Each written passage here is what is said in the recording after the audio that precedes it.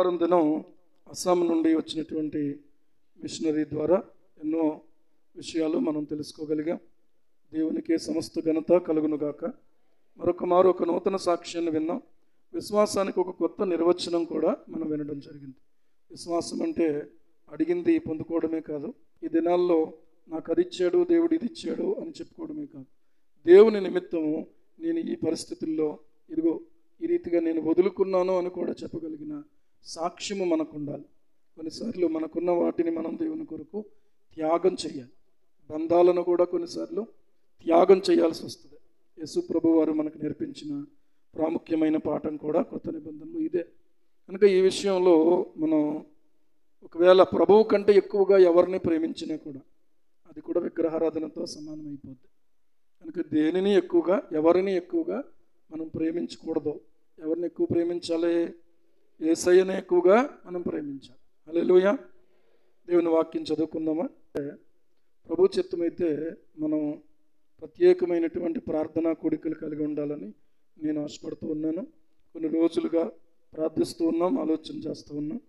మీరందరూ కూడా ఆత్మీయంగా దేవునిలో బలపడినట్లు, ప్రస్తుత పరిస్థితుల గురించి మనం దేవుని ఎదుట విజ్ఞాపనం చేయగలిగినట్లు ప్రతి రాత్రి కూడా ఇంతకు మునుపు మనం ఈ మందిరం శంకుస్థాపన మొదలుకొని ప్రార్థన చేసాం. ఈ ఎక్స్టెన్షన్ చేయబడినటువంటి ఎన్ని రోజులు? 21 రోజులు. కానీ ఈసారి 21 రోజులు కాదు నేను చేయాలనుకున్నది, 30 రోజులు చేయాలని ఆలోచన నాకు. ఎన్ని రోజులు అంటే నెల రోజులు. ఓకే, ఇది మాకు అంగీకారమేనండి అన్న వాళ్ళు దేవునికి స్తోత్రం చెప్పండి. మీరు ఉపవాసాలు ఉండి చేయాలని నేను చెప్పట్లేదు. ప్రతి రాత్రి కూడా 7 గంటల నుంచి మనం 9 గంటల వరకు ప్రార్థన కలిగి ఉంటాం. చాలా అత్యవసరమైనటువంటి ప్రార్థన దేవుని సన్నిధిలో మనం చేయాలి. ఆ విషయాలన్నీ కూడా మీకు ప్రభు చిత్తమైతే నేను తర్వాత తెలియచేస్తాను. 30వ కీర్తన మనం చదువుకుందాం. ఈ సమయంలో ఉత్తర ప్రచుత రీతిగా ఈ కీర్తన భాగాన్ని మనం చదువుకుందాం. 466వ పేజీ. కీర్తన 466వ పేజీ. యెహోవా, నా శత్రువులను నా విషయమై సంతోషింపనీయక నీవు నన్ను ఉద్ధరించి ఉన్నావు, అందుకై నేను నిన్ను కొనియాడుచున్నాను. యెహోవా, పాతాళములో నుండి నా ప్రాణమును లేవదీసితివి, నేను గోతిలోనికి దిగకుండా నీవు నన్ను బ్రతికించితివి.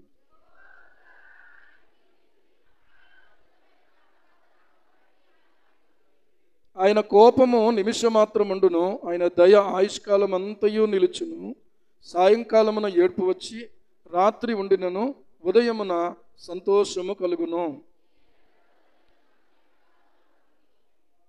యెహోవా, దయ కలిగి నీవే నా పర్వతమును స్థిరపరిచితివి, నీ ముఖమును నీవు దాచుకునినప్పుడు నేను కలత చెందితిని.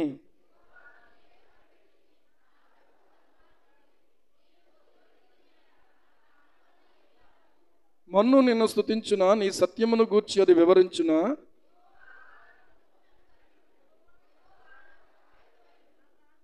నా ప్రాణము మౌనముగా నుండక నిన్ను కీర్తించినట్లు నా అంగలార్పును నీవు నాట్యముగా మార్చి ఉన్నావు. గోనెపట్టు విడిపించి సంతోష వస్త్రములను ధరింపచేసి ఉన్నావు. యెహోవా నా దేవా, నిత్యము నేను నిన్ను స్తుతించదను. ప్రార్థన చేసుకుందాం, దేవునికి స్తుతులు చెప్పుకుందాం. పరిశుద్ధుడా పరమ తండ్రి, నీకు స్తుతులు నాయన. నీకు మనసారా స్తుతి చెల్లించుకొనిచున్నాము తండ్రి. యెహోవా రాఫా, స్వస్థపరిచే దేవా, నీకు స్తోత్రాలు వందనాలు చెల్లిస్తున్నాం ప్రభువా. యెహోవా షమ్మా, మాకు తోడుగా ఉండువాడా, నీకు వందనాలు చెల్లిస్తున్నాము తండ్రి. యెహోవా నిస్సి, మాకు విజయాన్ని ఇచ్చేవాడా, నీకు కృతజ్ఞతలు చెల్లిస్తున్నాం. ఈ దినం మరొకసారి మరలా ఈ ప్రతికూల వాతావరణంలో ప్రభువా మేమందరమును కలిసి నిన్ను ఆరాధించడానికి చేరి వచ్చినటువంటి ప్రజలందరినీ బట్టి నీకు స్తోత్రాలు చెల్లిస్తున్నాం. మేము ఏకముగా కూడి నీ నామాన్ని గొప్ప చేయటానికి మీరు మాకు ఇచ్చిన ఏక మనస్సును బట్టి, ఏక భావాన్ని బట్టి తండ్రి, ఏక హృదయాన్ని బట్టి, ఏక ఆత్మను బట్టి నీకు వందనాలు చెల్లిస్తున్నాం ప్రభువా. ఈ సమయంలో తండ్రి, ఈ వాక్య భాగాన్ని మీరు దీవించండి, ఈ వాక్య భాగాన్ని విరవండి, మాకు పంచిపెట్టండి. నాతో, మాతో, అందరితో కూడా మీరు మాట్లాడండి నాయన. ప్రభువా, నీ దాసుడు బలహీనుడు, నీ దాసుని బలపరచండి నాయన. ఇక్కడ వచ్చినటువంటి బిడ్డలు కొంతమంది బలహీనతల్లో వచ్చారు. యేసు నామములో వారిని మీరు బలపరచమని ప్రార్థిస్తున్నాను తండ్రి. ప్రతి నీరసం, ప్రతి నిస్సత్తువను మీరు తొలగించండి ప్రభువా. ఈ ప్రాంగణములో అడుగుపెట్టిన ప్రతి బిడ్డ నీ బలమును అనుభవించుదురుగాక, నీ సన్నిధి అనుభవించుదురుగాక తండ్రి.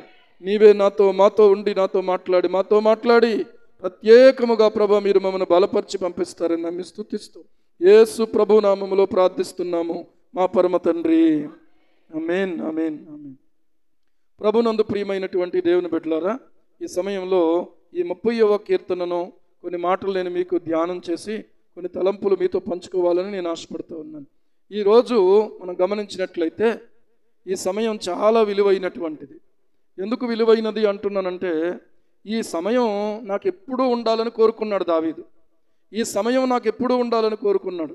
మీరు వెనక వైపు చూస్తే అక్కడ ఒక వచనం ఉంది, కీర్తనలు 26వ అధ్యాయంలో, కీర్తనలు 26వ అధ్యాయంలో ఒక వచనము, యెహోవా నీ నివాస మందిరమును నీ తేజోమహిమ నిలుచు స్థలమును నేను ప్రేమించుచున్నాను అని అంటున్నాడు.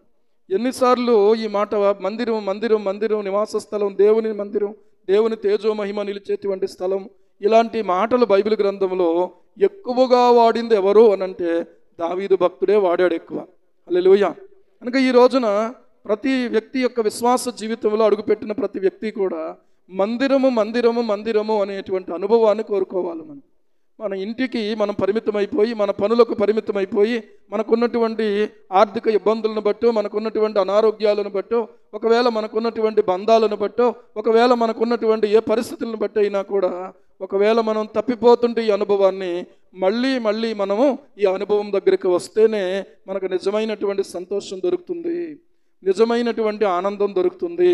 నిజంగా దేవుని సన్నిధి దొరికితే మనం ఉన్నవన్నీ కూడా బాధలన్నీ, వేదనలన్నీ, సమస్యలన్నీ, ఇరుకులన్నీ, ఇబ్బందులన్నీ మర్చిపోతాం. దేవునికి స్తోత్రం. అర్థమవుతుందా?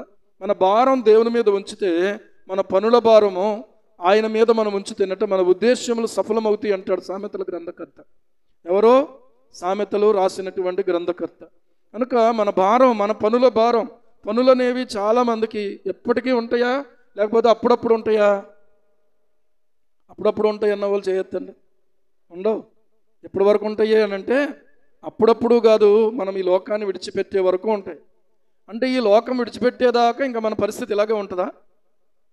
బాధ, వేదన, కొన్నిసార్లు కొంచెం నెమ్మదిగా ఉంటాం, కొన్నిసార్లు కొంచెం ఎక్కువగా పనుల్లో ఉంటాం. కానీ ఆ సమయంలో కూడా ప్రియులారా, మనం దేవుని సన్నిధి మర్చిపోయేవారుగా మాత్రము ఉండకూడదు. కొంతమంది బిడ్డలు వచ్చి ఉదయకాలం నాకు చెప్పిన విషయం ఏంటంటే, ఈరోజు జనరల్ అండి కాబట్టి ఈరోజు రాలేవండి అన్నాడు. అలాగ అన్నవాళ్ళు ఒకడు వచ్చేసాడు, సంతోష్. వాళ్ళ అన్నయ్య మాత్రం రావడానికి వీలు పడలేదు. ఎందుకంటే జనరల్ అంటే ఉదయం నుంచి సాయంత్రం వరకు వాళ్ళ డ్యూటీ చేయాల్సిందే. ఏమండి? మిగిలిన రోజుల్లో అలాంటి ఇబ్బంది లేదు. కనుక ఇలాంటి పరిస్థితుల దగ్గర మనం ఏం చేయాలి అని అంటే, కనీసం దేవునికి ఇవ్వవలసిన సమయాన్ని తర్వాత అయినా వచ్చి దేవుని మందిరంలో గడపాలి. ఎట్టి పరిస్థితుల్లో కూడా దీని నుంచి మిస్ అవ్వకూడదు. మనం అలా మిస్ అవ్వకపోతే మనం బలమైన విశ్వాసులుగా ఉంటాము. విశ్వాసములో బలంగా ఉండాలి అని అంటే నీవు దేవుని మందిరంలో దేవునితో సమయాన్ని గడపాలి, వాక్యముతో సమయాన్ని గడపాలి. నీ మటుకు నీవుగా దేవుని సన్నిధిలో ఆరాధిస్తూ గడపగలిగితే అదే నీకు గొప్ప బలాన్ని ఇస్తుంది. ఈ వాక్యాన్ని ఆలోచన చేస్తే 30వ కీర్తనలో దావీదు ఏమంటున్నాడంటే, దావీదు ఒకానొక సమయంలో ప్రియులారా చాలా బలహీన పడిపోయాడు. ఎందుకు బలహీన పడిపోయాడు అని అంటే, దావీదు అంతవరకు దేవుడే నా బలం అనుకున్నాడు. దేవుని ఆత్మ బలముతోనే ప్రియులారా దేవుడు నింపగా గొలియాతును జయించగలిగాడు, గొలియాతును పడగొట్టగలిగాడు. చిన్నవాడైనటువంటి దావీదు గొలియాతును కోల్చగలిగాడు. దేవుని బలము ఆయనకు అనుగ్రహించబడినప్పుడల్లా గొప్ప యుద్ధాలు జరిగించి ఇశ్రాయేలు ప్రజలకు విజయాన్ని తీసుకురాగలిగాడు. ఎప్పుడైతే దావీదు ఒకానొక సమయంలో తన బలంను చూసుకున్నాడో, తనకున్నటువంటి సైనికులు ఎంతమంది, తనతో పాటుగా యుద్ధం చేసేవాళ్ళు ఎంతమంది అని అనుకుంటూ తన బలాన్ని లెక్క చూసుకోవాలనుకున్నప్పుడు దేవుని కోపం వచ్చింది.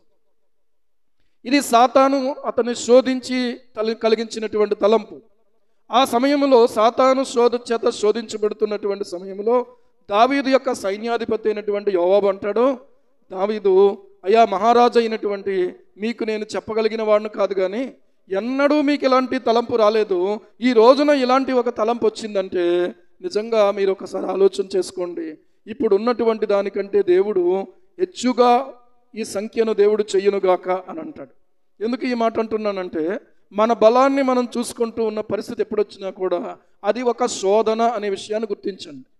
దేవుని వైపు చూసి, దేవుని బలాన్ని చూసి, దేవుని యొక్క వాక్యాన్ని చూసి, దేవుని వాగ్దానాన్ని చూసి ఎప్పుడైతే మనం అడుగులు వేయగలుగుతున్నామో మన విశ్వాసములో మనం ఎలాగున్నామంటే స్ట్రాంగ్గా ఉన్నామని. విశ్వాసంలో ఎప్పుడైతే బలహీనమయ్యామో మన ఒంట్లో బలహీనతలు చూసుకుంటాం, లేకపోతే మన చుట్టూ ఉన్న పరిస్థితులు చూసుకుంటాం, ఆ మనుషుల్ని ఈ మనుషుల్ని మనం కంపేర్ చేసుకుని మనం గమనించుకుంటూ ఉంటాం. ప్రభువుని నమ్ముకున్న వాళ్ళనే, అన్యుల్నేమి కాదు, చూడు నాకంటే వాళ్ళు ఎంత బాగున్నారో అనుకుంటాం. ఇలాంటి ఒక శోధన ఎప్పుడైతే మనకు కలిగిందో ప్రియులారా, మనము మన ఇష్టం వచ్చినట్టుగా ఆలోచన చేసుకుంటాం, ఇష్టం వచ్చినట్టుగా మాట్లాడతాం, ఇష్టం వచ్చినట్టుగా మనం ప్రవర్తిస్తూ ఉంటాం. దావీదు సైన్యాధిపతి అయినటువంటి యోవాబు, నేను చెప్పినది నువ్వు చెయ్యి అని చెప్పి ఆజ్ఞాపించినటువంటి ఆజ్ఞ నెరవేర్చేదాకా ఊరుకోలేదు. కానీ ఈ యొక్క సంఖ్య హెచ్చించి సంఖ్యను లెక్క పెట్టడం మొదలుపెట్టి, ఇదిగో ఇంతమంది ఉన్నారని దావీదు దగ్గరకు వచ్చేపాటికి దేవుడు ఏం చేశాడంటే దీర్ఘదర్శి అయినటువంటి గాదు అనబడినటువంటి ఒక దీర్ఘదర్శి, ఒక ప్రవక్తను పంపించాడు. పంపించి దేవుడు ఏమన్నాడంటే, దావీదు, నీ ఎదుట 3 శిక్షలు పెడుతున్నాను, ఈ 3 శిక్షల్లో నీవు ఏది కోరుకుంటావో కోరుకో. అర్థమైందా? 3 నెలలు కరువు చేత దేవుని ప్రజలందరూ కూడా అల్లాడిపోతారు, అది కోరుకుంటావా? లేకపోతే శత్రువు చేత తరమబడడం కోరుకుంటావా?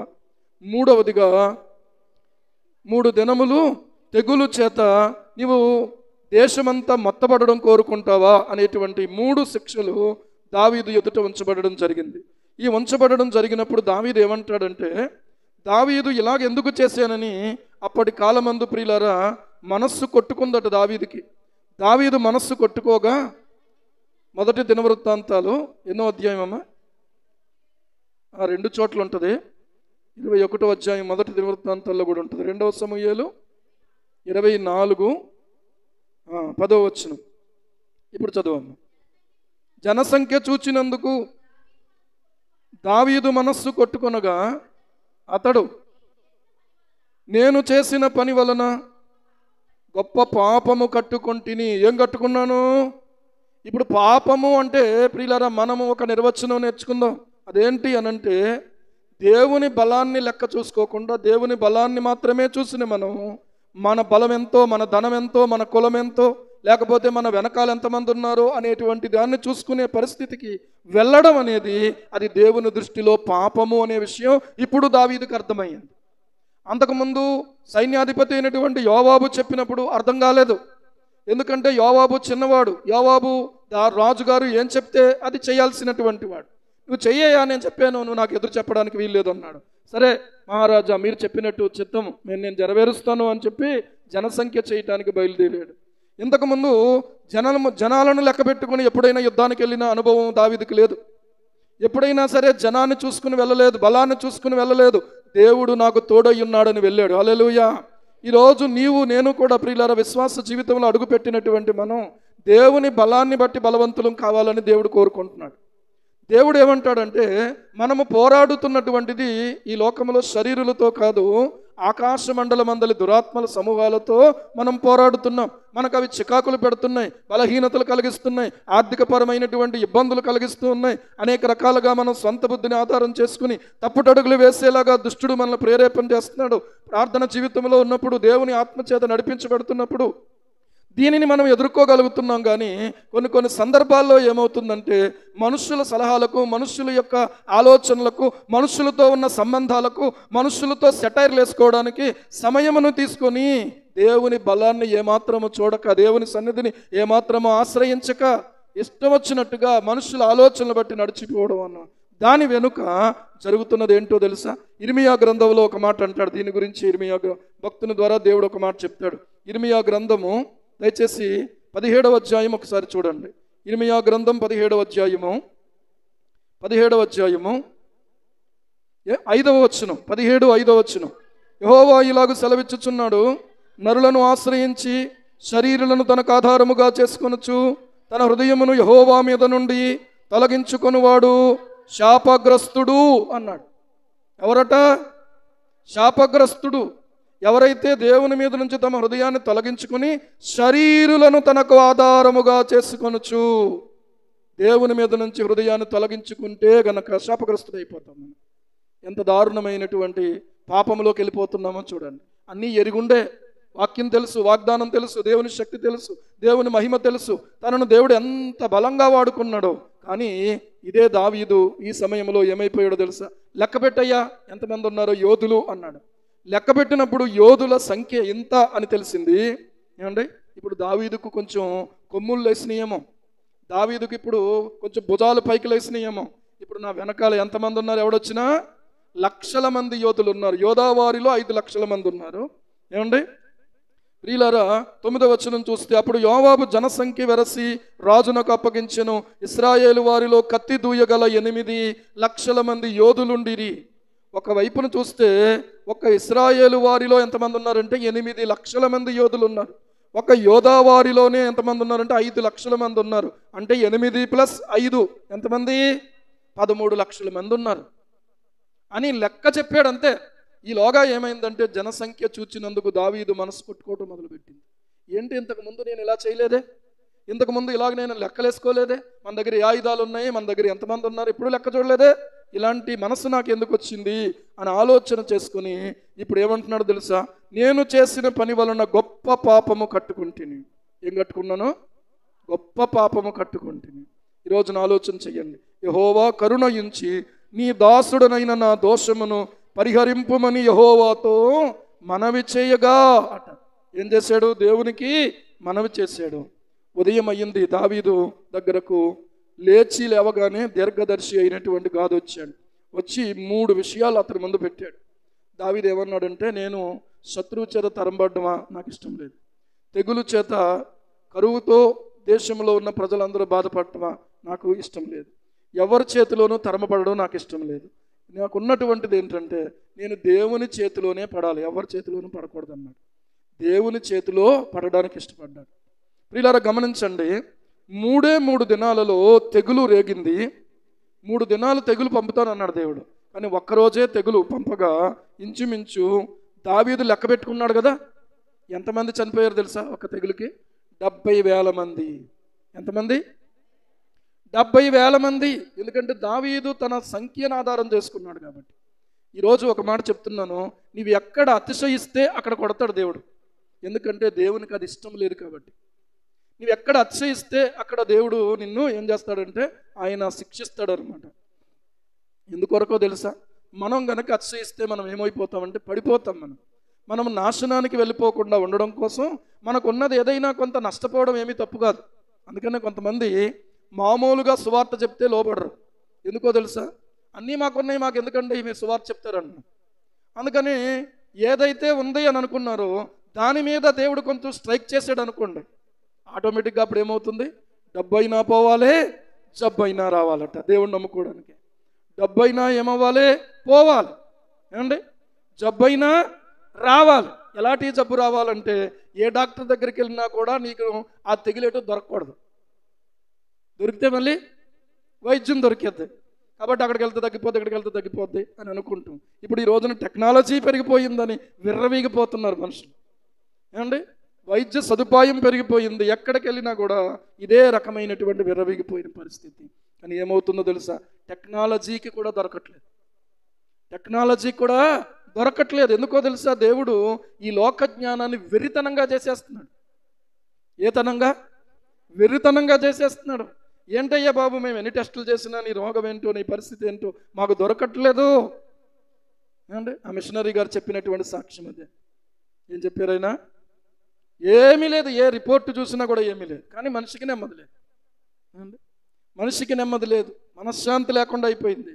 ఇక చివరికి ఆయన ఆ చిన్న వయసులో అనారోగ్యంతో ఉన్నటువంటి సమయంలో, నానా నేను దేవుని సేవ చేస్తానని యేసయ్యకి చెప్పరా నువ్వు అని చెప్పి తల్లి అంటే, నేను చేయనమ్మా అని అన్నవాడు ఇప్పుడు సర్లే యేసు ప్రభువా మరి నన్ను కానీ నువ్వు బాగు చేస్తే నేను సేవ చేస్తాను అని ఈ రకంగా మొదలుపెట్టాడు. అయినా తగ్గలేదు, ఎక్కువైపోతుంది.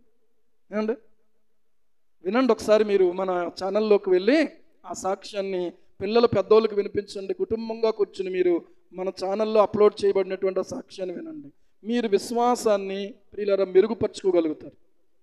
దేవునికి లోబడనటువంటి తత్వం ఎప్పుడైతే ఉందో నీకు లొంగని, నీకు తగ్గని రోగం పెడతాడు దేవుడు. అర్థమవుతుందా?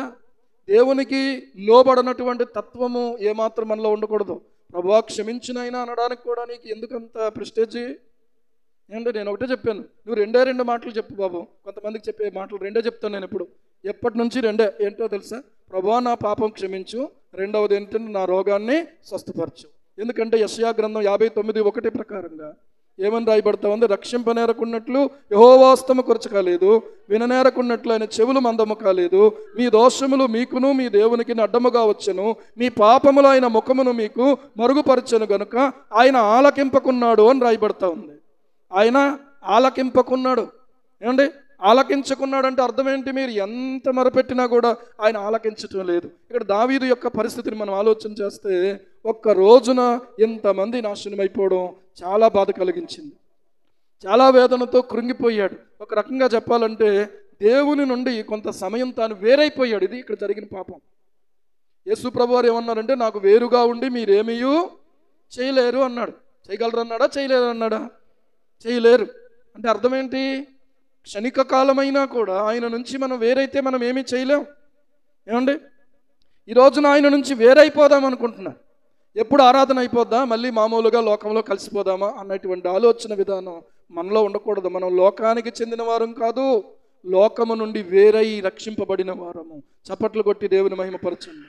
లోకపు అధికారి యొక్క చేతిలో నుండి విడుదల పొంది యేసు ప్రభు యొక్క రక్త ప్రభావము చేత విడుదల పొందినటువంటి వారు మనం.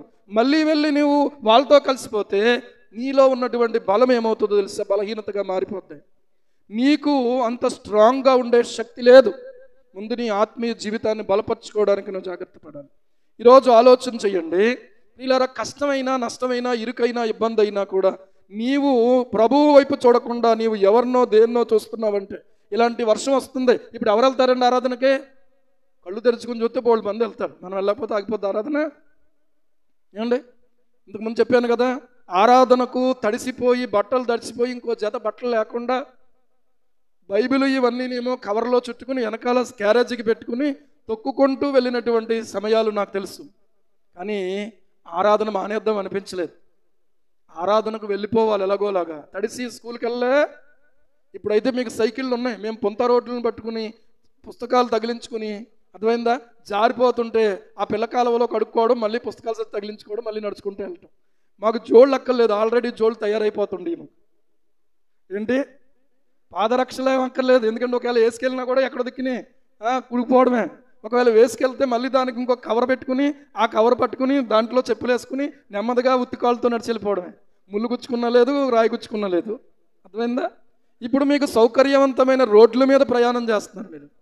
అప్పుడు మాకు సౌకర్యవంతమైన రోడ్లు లేవు. అయినా కూడా ప్రియులారా ఆరాధనకు వెళ్ళడానికి త్వరపడి ఆరాధనకు వెళ్ళడం జరిగింది. దేవుని సన్నిధిలో తడిసిపోయి వెళ్ళడం జరిగింది. తుడుచుకోవడానికి కూడా అక్కడ ఏదైనా దయదలిచి ఒకవేళ ఏదైనా ఇస్తే తుడుచుకోవడం తప్ప ఇంకా అంతకు మించి ఏమీ లేదు. ఏమండి? ఫ్యాన్ వేసుకుంటే చలి, ఫ్యాన్ వేసుకోకుండా ఓ పక్క నిలబడి బట్టలన్నీ కూడా జాగ్రత్తగా చొక్కా అయితే ఇలాగ దగ్గరికి ఇలా పిండేసుకుని మొత్తం వాటర్ అంతా గారిపోయిన తర్వాత ఇది ఏమైపోద్ది బాబురాజు? ఆరిపోద్దా లేదా బాబురాజు గారు? జాగ్రత్తగా వినండి. అలాగ ఆరబెట్టుకుని ఆరాధనలో కూర్చుని మళ్ళీ ఆరాధన అయిన తర్వాత సైకిల్ తొక్కుని ఇంటికి వచ్చిన సందర్భాలు. అప్పుడు మళ్ళీ తడిసిపోయి ఇంటికి రావడమే. ఏమండి? ఎంత సుకుమారంగా ఉన్నామంటే ఇప్పుడు మనం ఎక్కడ ఒక చినుకు పడకూడదు. ఏమండి? కాలికి బంద్ అవ్వకూడదు. ఇంకేం భక్తి చేస్తారు మీరు? ఏమండి? పాడుతున్నారు మళ్ళీ పాట, రాజాని సన్నిధిలోనే. పోచు బాగుంది కానీ ప్రవర్తనలో చూపించలేకపోతున్నాం మనం. అందరినీ కాచమ్మా నేను చెప్పేది. క్రైస్తవ పాటలు ఇలాగే ఉన్నాయి. ఏమండి? ఇక్కడికి వచ్చేమో రాజాని సన్నిధిలోనే ఉంటానయ్యా. ఏటి ఉంటా? ఏమండి? వర్షం చూసి ఆగిపోయే పరిస్థితి భక్తి అయితే ఇంకేంటండి? ఒకవేళ ఒంట్లో బాగోలేదు, హాస్పిటల్కి వెళ్ళడానికి వర్షం తగ్గాక వెళ్దాం అనుకుంటే ఏమవుతుంది? వర్షం తగ్గాక వెళ్దాం అనుకుంటే కుదురుతుందా? కుదరదు. అవసరమైతే ఆటో కట్టించుకునైనా ఏమంటే వెళ్ళిపోవాలి మనం. లేకపోతే ఏదో ఒకటి నెత్తి మీద వేసుకునైనా కవర్ అయినా చుట్టుకునైనా వెళ్ళిపోవాలి. హాస్పిటల్ కంటే విలువైందా కాదా దేవుని సన్నిధి? స్కూల్ కంటే విలువైందా కాదా దేవుని సన్నిధి? దేవుని మందిరం, దేవుని సన్నిధిలో ఆరాధించే ఆరాధన సమయం చాలా విలువైనటువంటిది. ఏమండి? అలాంటి దేవుని సన్నిధి నిర్లక్ష్యం చేసి వర్షమైనా కూడా ముందుకు అడిగేసేటువంటి మనస్తత్వం కలిగిన బిడ్డలు కొంతమంది అయినా ఉన్నారు. దేవునికి స్తోత్రం కలుగునుగా. హల్లెలూయా, హల్లెలూయా. ఆరాధనలో నిలువున తడిసిపోయి కూడా ఆరాధన చేసిన రోజులు ఉన్నాయి. నిలువున తడిసిపోయి ఆరాధన చేసిన రోజులు ఉన్నాయి. బైబిల్ తడిసిపోయింది వాక్యం చెప్తుంటే, నిలబడి వాక్యం వినే వాళ్ళు కూడా తడిసిపోయారు. ఆ గంటన్నర దేవుని సన్నిధిలో ఆరాధన చేసుకునే వచ్చాం. ఏమండి?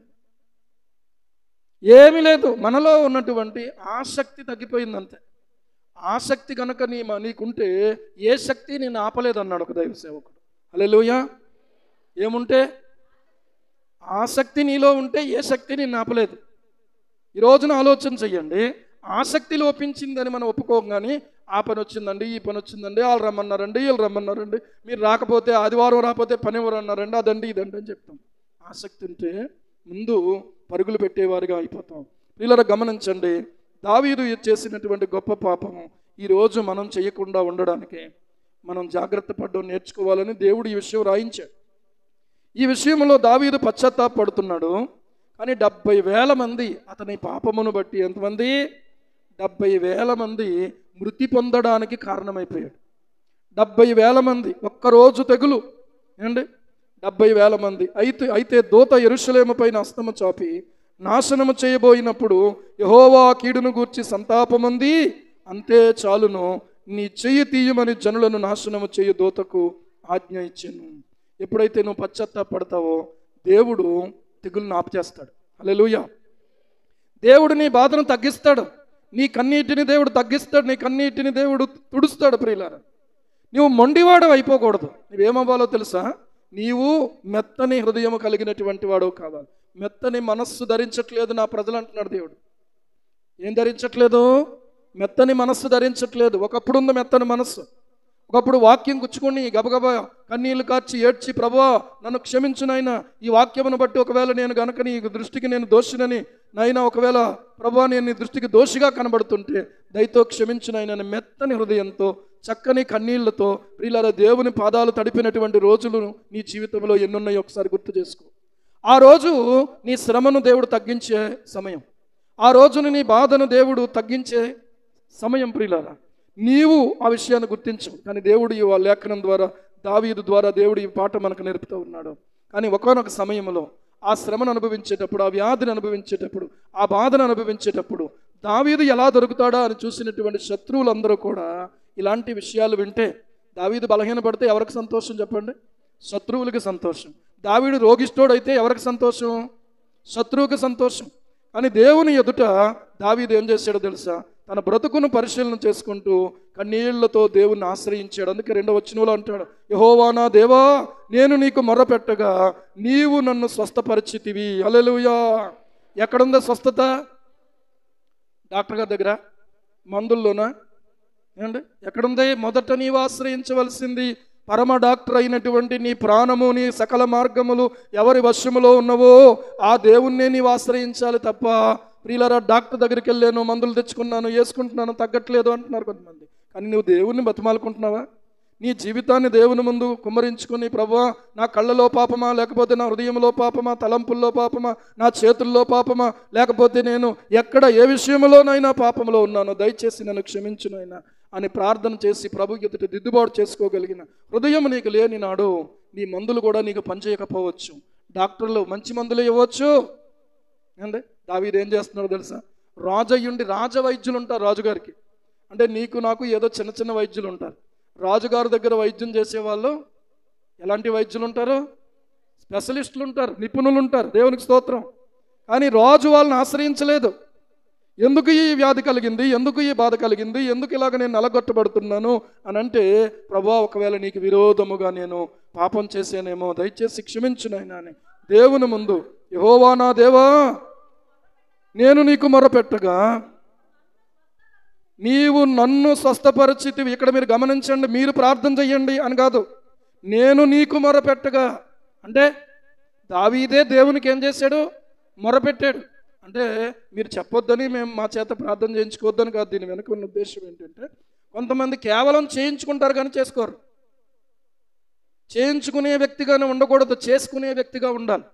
ఎవరికి అనారోగ్యమైతే వాళ్ళు మందేసుకోవాలా, లేకపోతే వాళ్ళకి అనారోగ్యము వాళ్ళకి తగ్గాలని నేను మందేసుకుంటే తగ్గుతుందా చెప్పండి?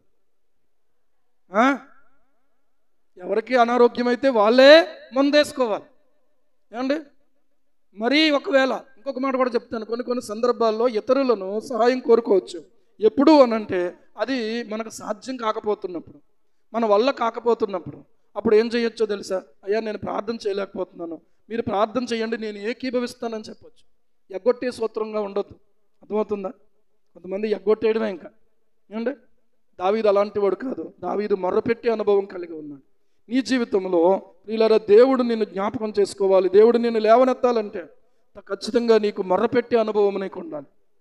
రెండవదిగా ప్రియులారా గమనించండి, దావీదు తనకు అనిపిస్తూ ఉంది ఏంటంటే, నా ప్రాణం ఇంకా దాదాపుగా పోతుంది అన్న పరిస్థితిలోకి వెళ్ళిపోయాడు దావీదు. 3వ వచనంలో అంటాడు, యెహోవా పాతాళములో నుండి నా ప్రాణమును లేవదీసితివి, నేను గోతిలోనికి దిగకుండా నీవు నన్ను బ్రతికించితివి అని అంటా ఉన్నాడు. ఏమంటే ఇలాంటి అనుభవం ఎవరికొచ్చింది? దేవుని నమ్మినటువంటి దావీదుకే వచ్చింది. దేవుని యందు భయభక్తులు కలిగిన దావీదుకే వచ్చింది. దేవుడు నేను కోరుకున్న మనుష్యుడితడు అని చెప్పినటువంటి దావీదుకే వచ్చింది. అర్థమవుతుందా? దేవుని ఆత్మచేత వాడబడిన వ్యక్తికే వచ్చింది. మరి నీకు నాకు రావడం పెద్ద విషయం ఏముంది ఇందులో?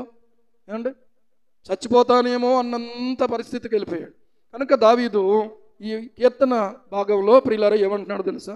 నేను గోతిలోనికి దిగకుండా నీవు నన్ను ఏం చేసావు? బ్రతికించేవాడు ఆయన. భయం లేదు.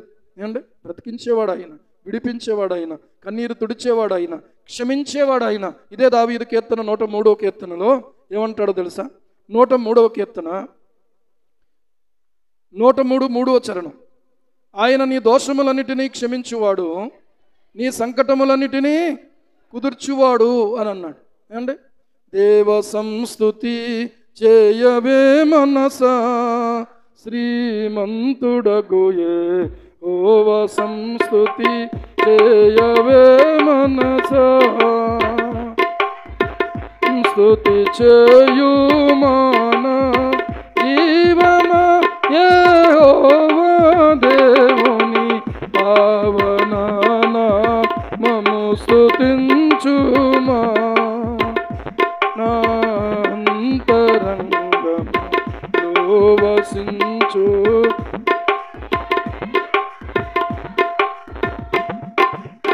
జీవమా యెహోవా నీకు చేసిన మేలను మరువకు, జీవమా యెహోవా నీకు చేసిన మేలను మరువకు, నీవు చేసిన పాతకంబులను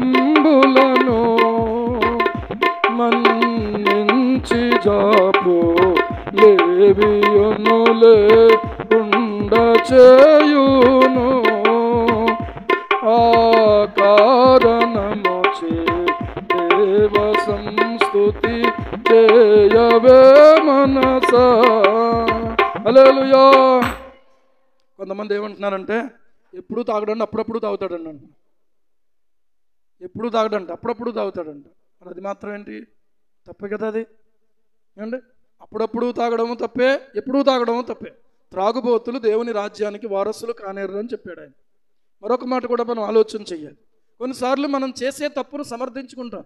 నేను పాడిన పాటలో ఉన్నటువంటి చరణాన్ని పాడుతున్నప్పుడు సడన్గా ఒక మాట నా హృదయాన్ని తాకింది. అదేంటో తెలుసా? జీవమా యెహోవా నీకు చేసిన మేళ్లను నీవేం చెయ్యొద్దు, మర్చిపోకు. 2వ లైన్లో ఏముంది? నీవు చేసిన పాతకంబులను మన్నించి జబ్బులేవియు లేకుండా ఆయన చెయ్యను. ఇక్కడ మీరు అర్థం చేసుకోండి. ఆయనేమో చాలా మేళ్ళు చేశాడు, అది మర్చిపోకన్నాడు. కానీ నువ్వేం చేసావో తెలుసా? నీవు చేసినటువంటి పాతకంబులు మన దృష్టిలో అవి చాలా చిన్నవిగా ఉండొచ్చు. ఒక మాటే కదా అనుకోవచ్చు, బూతు మాట, లేకపోతే ఒక దూషణ మాటే కదా అనుకోవచ్చు, లేకపోతే కొంతమంది నవ్వుతా కూడా ఇతరులను ఏడిపించేస్తారు. ఏమంటే నవ్వుతూ ఏడిపించగలిగిన సమర్థులైన వారికి నా వందనాలు. ఏమంటే మామూలుగా కాదు, నవ్వుతూ వాళ్ళు ఏడుస్తుంటే వీళ్ళు నవ్వుతారు. ఇదొక శాడిస్ట్ లక్షణం. చాలా జాగ్రత్త. నీ భార్య కానీ, నీ భర్త కానీ, నీ పిల్లలు కానీ, లేకపోతే నీ స్నేహితులు కానీ, నీ ఇరుగు పొరుగు వాళ్ళు కానీ ఎవరైనా ఒకవేళ నీ వలన అలా బాధపడితే దేవుడు దాన్ని ఖచ్చితంగా పాపంగా ఎంచుతాడు. కత్తిపోటు వంటి మాటలు పలుకువారు కలరు అన్నాడు. అందుకే ఏమంటే ఏ పాపాలు ఉన్నాయో దావీదు హృదయం లోపల అవన్నీ జ్ఞాపకం చేసుకుని దేవా నన్ను క్షమించమని దేవుని ఎదుట మొరపెడుతున్నాడు. నా ఎడల నీవు ఎన్నో మేలు చేసావు నాయన, ఎక్కడి నుంచి నన్ను లేవనెత్తావు, ఎంత గుర్తింపునిచ్చావు, ఎన్నిసార్లు కాపాడావు, నా ప్రాణం అరచేతిలో పెట్టుకుని పరుగులు ఎత్తుతుంటే, ఎప్పటికప్పుడు దినదిన గండంగా బ్రతుకుతుంటే నన్ను నువ్వు బ్రతికించిన వాడవయ్యా అని చెప్పి దేవుణ్ణి ఆరాధిస్తున్నటువంటి వ్యక్తిగా ఉన్నాడు. ఈ రోజున ప్రియులారా విలవిలలాడిపోతున్నాడు. కొన్నిసార్లు మన పాపాలే మనకు వ్యాధులుగా సంక్రమిస్తాయి. అర్థమవుతుందా? అది విపరీతమైనటువంటి నొప్పులు, బాధలు. ఈ విషయాన్ని అర్థం చేసుకోవడానికి ప్రియులారా ఒక మాట మీరు దేవుని లేఖనంలో మీరు చూడొచ్చు. సందర్భం వచ్చింది కాబట్టి మీకు చూపిస్తూ ఉన్నాను. దేవుని ఎదుట మనము కొన్ని మూల్యాలు చెల్లించుకోవాలన్నమాట. చూడండి 38వ కీర్తన 3వ చరణం చూడండి. 3వ చరణం చూడండి. నీ కోపాగ్ని వలన ఆరోగ్యమున శరీరమును విడచిపోయెను అని అంటున్నాడు. నా పాపమును బట్టి నా ఎముకలలో ఏమి లేదు, స్వస్థత లేదు అని అంటున్నాడు. చూసారా? ఎవరి పాపం ఇది? ఎవరి పాపం ఇది? కొన్నిసార్లు మనం అంటూ ఉంటాం, ఎప్పుడైనా బాధ ఎక్కువైనప్పుడు ఎప్పుడు చేసిన పాపమో అంటూ ఉంటాం. అని ఇప్పుడు చేసింది అది ఈ జన్మలో, ఇప్పుడే ఒకే జన్మ ఉంది మనిషికి, ఇంకో జన్మ లేదు. ఏ జన్మలో చేసిన పాపం అనకండి. ఒకే ఒక్క జన్మ మనుషుడికి దేవుడు ఇచ్చాడు. ఆ మరణం తర్వాత ఇంకో జన్మ లేదు. మనం ఈ జన్మకు ముందు ఎప్పుడు పుట్టలేదు. దేవుడు మనల్ని తల్లి గర్భములో నుండి ఒకే ఒక్కసారి పుట్టించాడు. దేవునికి స్తోత్రం కలుగును గాక. హల్లెలూయా. కనుక ఈ జన్మలోనే నువ్వు చేసిన పాపం, ఈ జన్మలోనే నీవు దేవుని మీద తిరుగుబాటు చేసింది, ఇక్కడ నీవు దేవుని మాటకు లోబడినటువంటిది, దేవుని మాటను పక్కన పెట్టి నీ ఇష్టానుసారంగా నీ బలాన్ని, నీ స్వరాన్ని, నీ బలాన్ని నీవు ప్రియుల ఆధారం చేసుకున్నటువంటిది, అది పాపంగా నీవు అనుకోవు, నేను అనుకోను. కానీ దేవుని ఎదుట మాత్రము అది పాపమని మన హృదయం మన మీద దోషారోపణ చేస్తూ ఉంది. నా పాపమును బట్టి నా ఎముకలలో అబ్బబ్బా ఏం లేదట, స్వస్థత లేదు. అది ఏ రకమైనటువంటి పరిస్థితి అయినా కూడా ఏమండి, నా దోషములు నా తల మీదుగా పొర్లిపోయినవి, నేను మోయలేని బరువు వలె అవి నా మీద మోపబడి ఉన్నవి. నా మూర్ఖత వలన కలిగిన నా గాయములు దుర్వాసన గలవై స్రవించుచున్నవి. నేను శ్రమచేత మిక్కిలి కృంగి ఉన్నాను, దినమెల్ల దుఃఖాక్రాంతుడనై సంచరించుచున్నాను. నా నడుము తాపముతో నిండి ఉన్నది, నా శరీరములో ఆరోగ్యము లేదు, నేను సొమ్మసిల్లి బహుగా నలిగి ఉన్నాను, నా మనోవేదనను బట్టి నేను కేకలు వేయుచున్నాను అంటున్నాడు. ఇలాంటి యొక్క పరిస్థితిలో ప్రియులారా మనము ఎవరిని నిందించటం కాదు, ఎవరిని మనము చూడడం కాదు, కానీ యేసయ్య వైపు చూస్తేనే నీ పాపాలను క్షమించగలిగిన వాడు ఆయన. నీ పాపము కొరకు, నీ పాపముల కొరకు రక్తము కార్చి నీ కోసం హింసలు అనుభవించిన వాడు ఆయన. ఏమండి, ప్రభువా నన్ను క్షమించిన ఆయన అని చెప్పి ఎవరైతే దేవుణ్ణి బతిమాలుకోగలుగుతారో వారికి స్వస్థత శీఘ్రముగా లభిస్తుందని నేను చెప్తున్నాను. హల్లెలూయా. నేను చేసే సూత్రం ఇదే, మీకు ఈ సూత్రం చెప్తున్నాను. అర్థమవుతుందా? నేను చేసేది ఇదే. ఏ సమయంలోనైనా సరే మందులు వాడుకోవద్దని నేను చెప్పట్లేదు, మీరు అపార్థం చేసుకోవద్దు. కేవలం మందును మాత్రమే ఆధారం చేసుకోవద్దు. నిన్ను సృష్టించిన సృష్టికర్త, నిన్ను ప్రేమిస్తున్నటువంటి విమోచకుడు, నీ రక్షకుడు యేసు క్రీస్తు ప్రభు వైపు చూస్తేనే నీకు స్వస్థత, నీకు రక్షణ, నీకు వెలుగు, నీకు సమాధానము, నీకు నెమ్మది. లేకపోతే ప్రియులారా నువ్వు నలుగుతావు తప్ప నీ జీవితంలో నెమ్మది పొందలేవు. అందుకని ఏమంటున్నాడు తెలుసా? గోతిలోనికి దిగకుండా నీవు నన్ను బ్రతికించితివి అన్నాడు. హల్లెలూయా. బ్రతికించగలిగిన వాడు ఆయనే, కన్నీరు తుడిచేవాడు ఆయనే, మరణమును జయించి తిరిగి లేచిన యేసు క్రీస్తు ప్రభువే నీకు నాకు అందరికీ సరిపోయినవాడు. హల్లెలూయా. యెహోవా భక్తులారా ఆయనను కీర్తించుడి, ఆయన పరిశుద్ధమైన జ్ఞాపకార్థ నామమును బట్టి ఆయనను స్తుతించుడి. ఆయన కోపము నిమిష మాత్రముండును, ఏమండి, ఆయన దయ ఆయుష్కాలం అంతయు నిలుచును. సాయంకాలమున ఏడ్పు వచ్చి రాత్రి ఉండునను, ఉదయమున సంతోషము కలుగును. ఇక్కడ ఒక మాట చెప్తున్నాను. దేవుడు శిక్షిస్తూ ఉంటే, దేవుడు అతన్ని నలగొడుతూ ఉంటే దావీదు ఏమనుకుంటున్నాడో తెలుసా? దేవా నా మీద కోపం వచ్చింది కదా నీకు, ఏమండి, కానీ నాకు తెలుసు నువ్వు దయగలిగిన వాడవు. దేవునికి స్తోత్రం. ఆయన కోపం ఎంతసేపు ఉంటుందట? నిమిషం మాత్రం. మన కోపం ఎలా ఉంటుంది? రోజులు, నెలలు, సంవత్సరాలు. కనబడితే చాలంతే, కురికేద్దామన్నంత కోపం. ఏమండి, పోలే ఏమండి అనుకో, మనం ఎందుకో దేవుడు అనుమతించాడు అనుకుంటాం. కోపము ప్రియులారా విషయంలో ఏమండి, కానీ ఇక్కడ గమనించండి, దేవుని కోపమును చూస్తూ సహిస్తూ ఏమంటున్నాడు తెలుసా? దేవా నీ లక్షణాలు నాకు తెలిసినాయన, నేను ఈ విషయంలో అవును నేను తగిన వాడినే, నేను నిజంగానే నేను నీకు విరోధంగా పాపం చేసిన వాడనే, నేను గర్వించిన వాడనేనయ్యా, ఈ విషయంలో నీ ఎదుట మరుగు చేయలేను, దయచేసి నన్ను క్షమించు నాయనా, ఏమండి అని దేవుని ఎదుట విరిగిపోతున్నాడు. దయగలిగిన వాడు కదా నువ్వు. ఖచ్చితంగా నాకు తెలుసు ఈ బాధ తర్వాత దేవుడు నాకు ఒక సంతోషాన్ని ఇస్తాడు. హల్లెలూయా. ఈ శ్రమ తర్వాత దేవుడు నాకు ఒక సంతోషాన్ని ఇస్తాడు ఖచ్చితంగా. ఏమండి, దయగలిగిన దేవుడు, కొట్టిన తండ్రే మళ్ళీ పొట్లం తెచ్చిచ్చేవాడు కూడా తండ్రే. దేవునికి స్తోత్రం. అదేంటి ఇదేంటి? అది కోపం, ఇదేంటి? ఇది దయ. అర్థమైందా? ఇంకెప్పుడు అలా చేయకు, ఇవి పొట్లం తిని నోరు మూసుకుని పడి ఉండంటాడు. దేవునికి స్తోత్రం. ఏమండి, ఇప్పుడు కొట్టడానికి లేదు, ఏమంటే క్రమశిక్షణ చేయడానికి లేదంటే అడ్డదిడ్డంగా తయారైన చెట్లులా తయారవుతారు. మీకు నేను చెప్తున్నా. అర్థమైందా?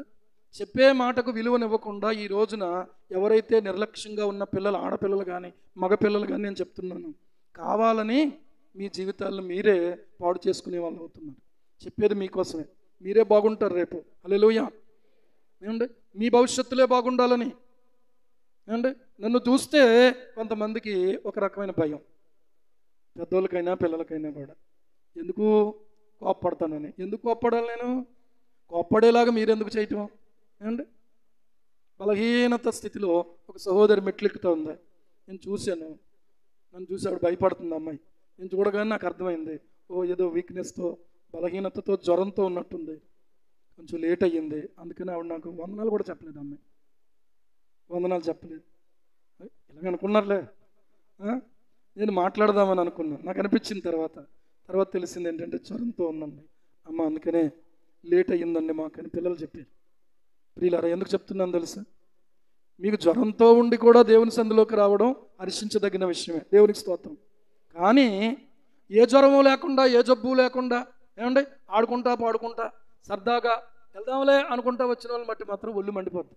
ఎందుకో తెలుసా? ఎరా నీకేంటి, ఏమా నీకేంటి, ఎంత టైం అయింది అని అనకుండా ఉంటామా?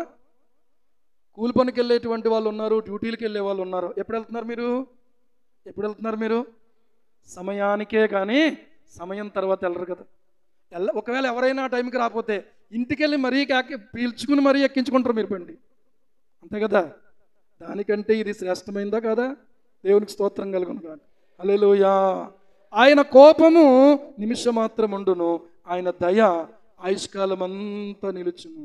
కాబట్టి సాయంకాలమున ఏడుపు వచ్చి రాత్రి ఉండినా కూడా ఉదయమున సంతోషము కలుగును అని అంటూ ఉన్నాడు. అంటే అర్థం ఏంటి అంటే, బాధపడి కుమిలినటువంటి సమయం ఉంది, మళ్ళీ తిరిగి సంతోషించే ఒక ఉదయం కూడా నీ జీవితంలో ఇవ్వగలిగిన వాడు. అంటే దాని అర్థం ఏంటంటే, సరిగ్గా తూచేవాడు ఆయన. ఎలా తూచేవాడు? సరిగ్గా తూచేవాడు. యోబు భక్తుడు అంటాడు, నా దుఃఖము సరిగా తోచబడునుగాక అని అంటాడు. ఎక్కడ బ్యాలెన్స్ తప్పదు. హల్లెలూయా. ఎక్కడ బ్యాలెన్స్ తప్పదు. అర్థమవుతుందా? ఈ పదార్థం ఎంత ఉందో, ఇక్కడ రాయి ఎంత ఉందో, పదార్థం అంతే కదా ఉంటుంది. ఒకవేళ కొంచెం ఎక్కువైనా ఏం చేస్తారు? కొంచెం ఎక్కువైనా అటు ఇటు కొడుతుంది అనుకోండి, ఏం చేస్తారు? సమానంగా రావాలి. ఇప్పుడు కాటాలు లేవండి పాస్టర్ గారు. ఇప్పుడు ఒకటి ఉందండి, ఏంటంది? ఎలక్ట్రిక్ కాటా ఉంది కదా, ఎలక్ట్రానిక్ కాటా ఉంది కదా. అదైనా ఏం చేస్తాం? పైన వెయిట్ చూపిస్తుంది, కింద పదార్థం వేస్తున్నాం. వేసినప్పుడు కరెక్ట్గా అక్కడ చూపించే వెయిట్ ఎంత ఇక్కడ చూసుకుంటున్నాం. ఒకవేళ ఎక్కువైతే తీసేసి. అలాగే దేవుడు నీ యొక్క శ్రమకు తగినటువంటి ప్రతిఫలాన్ని ఇచ్చే దేవుడు అయి ఉన్నాడు. హల్లెలూయా. అందుకనే కొట్టిన ఆయనే, పెట్టిన ఆయనే. ఆయన చేతులే స్వస్థపరచును, ఆయన చేతులే గాయము చేయను, ఆయన చేతులే స్వస్థపరచును. కనుక నీవు ఇంకొక వైపు చూడక్కర్లేదు, ఇంకొక దగ్గరికి వెళ్ళక్కర్లేదు. ఏ చేత్తోనైతే కొట్టాడో మళ్ళీ ఆ చేత్తోనే పెడతాడు ఆయన. దేవునికి స్తోత్రం. ఏ చేత్తోనైతే మొత్తాడో మళ్ళీ ఆయన గాయపరచబడిన హస్తముంచి స్వస్థపరుస్తాడు. ఏమండి, నీకు భయము లేదు, దిగులు లేదు జీవిత యాత్రలో. భయము లేదు, దిగులు లేదు జీవిత యాత్రలో. యేసు ప్రభువు మనతో నుండి భయము లేదుగా. యేసు ప్రభువు మనతో నుండి భయము లేదుగా. హల్లెలూయా, హల్లెలూయా, హల్లెలూయా, హల్లెలూయా. భయము లేదు, దిగులు లేదు జీవిత యాత్రలో. హల్లెలూయా. అందుకే ఇక్కడ కూర్చోమన్నాను. చూసారు, అక్కడ నుంచి ఇక్కడ రావాలంటే కష్టం కదా. అందుకే గణేష్ ఇక్కడ కూర్చో బాబు అన్నాను. కాబట్టి ఎవరు పనిలో వాళ్ళు అక్కడ అలా రెడీగా ఉంటే చక్కగా పనులు జరిగిపోతాయి. దేవుని బిడ్డలారా, మనం గమనిద్దాం ఒక మాట. భయము లేదు, దిగులు లేదు. ఏమైపోను, నీవు ఉన్నది జీవాధిపతి అయిన దేవుని చేతిలో ఉన్నాం. హల్లెలూయా. అర్థమవుతుందా? ఆయన కొడతాడు, ఆయన పెడతాడు. మీకు అర్థమవుతుందా? ఈ విషయంలో ఇంకొక మాట కూడా చెప్తాను. ఒకవేళ కొంతమంది ప్రభువు నామం నిమిత్తం హింసించబడుతున్నారు, వాళ్ళు తప్పు చేసి కాదు, వాళ్ళ బాధ ప్రియులారా కేవలం ప్రభువు నిమిత్తమే. ఇలాంటి వారికి మరి ఏంటండి అంటే పరలోకంలో ప్రతిఫలం దొరుకుతుంది. పరలోకంలో ప్రతిఫలం దొరుకుతుంది. వాళ్ళు అక్కడ లేరు కదా, ఇంకా వెళ్ళిపోయారు ప్రభు దగ్గరికి. ఎప్పటికైనా ఎక్కడికి వెళ్ళాలి మనం? పరదేశులము.